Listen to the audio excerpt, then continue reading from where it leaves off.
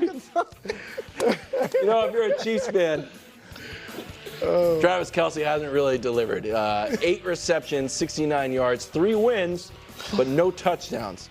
Here he is on the slow start. It's the opposite of what I did. I played like trash and I got to get it right. You know, I'm going to worry. Then I go out there and just play like trash again. I'm playing winning football. It's not trash, but it is. It could be better. What, Wilds? You know what they call me, the mayor fair. Yeah. If Micah Parsons said anything in that universe, it would be a 5-alarm fire. If they were 3-0 and had won the last 2 Super Bowls, because Micah was great, I don't think it would. I knew that was coming, Wild. I just don't think it would just be. Cackling. Yeah. With laughter on like how Nick said, they 3-0 and beat 2 of the best teams in the league and won the Super Bowl. In the last games that mattered, this is what Travis Kelce did.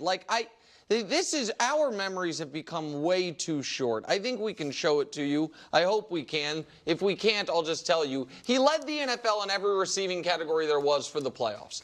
And that's why I'm not worried at all. 0? 1 to 10, 0. Do we think Travis Kelce aged that much in 8 months? It's possible. Okay. Because sometimes across sports, age, and you've noticed, age can hit guys like that. So maybe I would be worried about that to a greater degree, because you're right. If last year he looked like an all-pro, but he didn't until the playoffs. Last year, he played 15 regular season games. 5 of them, he had 70 receiving yards. He did that in all 4 playoff games. He had 5 games where he caught at least 83% of the balls thrown to him in the regular season over 15 games. He did that in every one of the playoff games except for the Miami one where he caught 70% in the ice. He had 5 games all last year with at least 7 catches. He did that in 3 of the 4 playoff games. He had 5 touchdowns all last year. He had 3 in the playoffs. I do think he is getting double covered, and that's one of the reasons Rashee Rice leads the NFL or is top 3 in the NFL and everything receiving wise. And I also think he is, he is measuring himself, and I think that's obvious because he did it last year. See, I hear you. I'm not worried for the Chiefs at all because I think Rashee Rice can pick up Kelce's production, and I think Kelce, because of his history as such a great player, will still be drawing a lot of attention from the defense. So that actually could be good for the Chiefs. So I'm not worried about them at all. Him, I do think he's trying. I mean, he's come out and said several times, I'm about to get it going, and hasn't. And last year, Nick, as bad as we thought he was, or mediocre or whatever, his first 3 games, he has 17 catches, 155 yards, 2 touchdowns, which isn't bad. This year, he's got 8 catches, 69 yards, and no touchdowns. So we thought last year he had dropped off a little in the regular season. This year is not even half as good as what he did last year. So it's just something to watch. Look, I'm not worried because for me, when you are that great of a player, it's not about a drop-off. It's about, can you give it to me in the most important moments? Can you turn it on when I really need you to turn it on? Right now, in the first 3 weeks, we don't need you to be what you were in the postseason. We don't need that. But what I think is scary, and I kind of mentioned this earlier in the week, they are giving him attention and allowing Patrick Mahomes to develop rapport with Rashee Rice and others. And so then you will have a problem trying to cover them. And then here comes Travis Kelce. When you need him to be great, he's going to just be great. And it's also, by the Wilds, I think Kelce's the greatest tight end ever. Who do you think is? Well, I like Gronk. Okay. Gronk did this. Yeah. Gronk's last year in New England. It was in 2018. And by the way, Gronk and Travis Kelce are the same age, and Gronk retired for the first time after the 2018 season. But Gronk, who was more beat up, that last year in New England did not look like Gronk. But you know when he did? In the AFC Championship game against Kansas City and on the only supposed to play the Super Bowl against the Rams. Then he took a year off. The next year went to Tampa. Didn't look like Gronk. And you know when he did? In the playoffs when he busted everyone's head for a month. I have no concern whatsoever that in these playoffs, the #1 weapon draft pick once again will be this guy.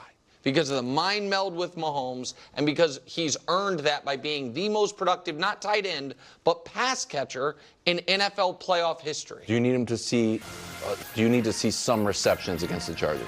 Some. No, I don't care. Okay. I don't care. I'd like to see some. That was classic. Dak has thrived 12-0 against the Giants since 2017. Brew's not impressed.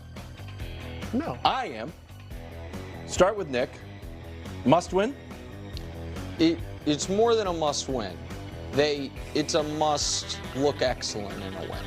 You are too down on the Cowboys, and I am curious. Can I just ask you a question real quick? If they win this game and then beat the Steelers, which is their 100%. their next game, you'll think they're good? Yeah, I'm an evidence guy. Okay, no, I'm not being a smart ass. I'm not No, either. I'm just the Stock two quality. I don't mean the Giants aren't really a quality win. So, and that Greg. gets, but the reason this is a must-win is in part because they are a victim of their own success against this team.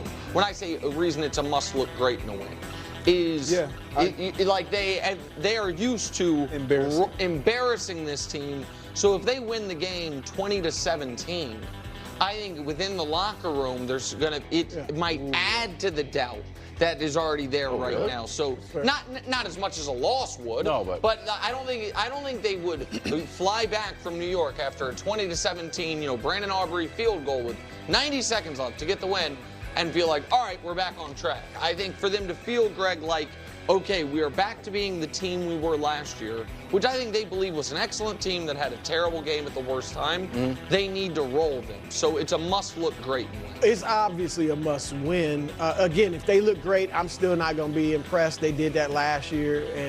But what I will say is if they somehow lose, then that means they're just not a good team. You already feel that. If they lose to the Giants, that just means Cowboys aren't good. Yep. And I will declare they won't make the playoffs if they lose to the Giants. Now, that might not be this huge revelation. No, it's something. But if they lose to the Giants, I mean, if they lose to the Giants, I'm ready to come on and say they're not going to make the playoffs.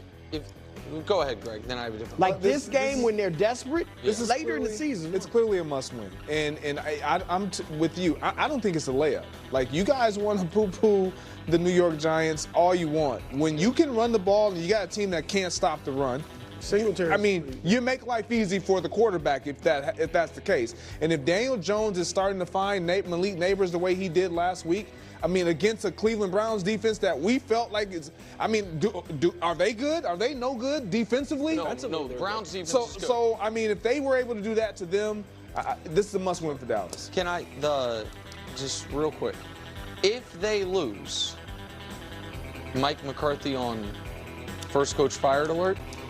Doug Peterson's like, I know it's your guy. I'm not saying with Doug. I'm guessing they let him finish the season.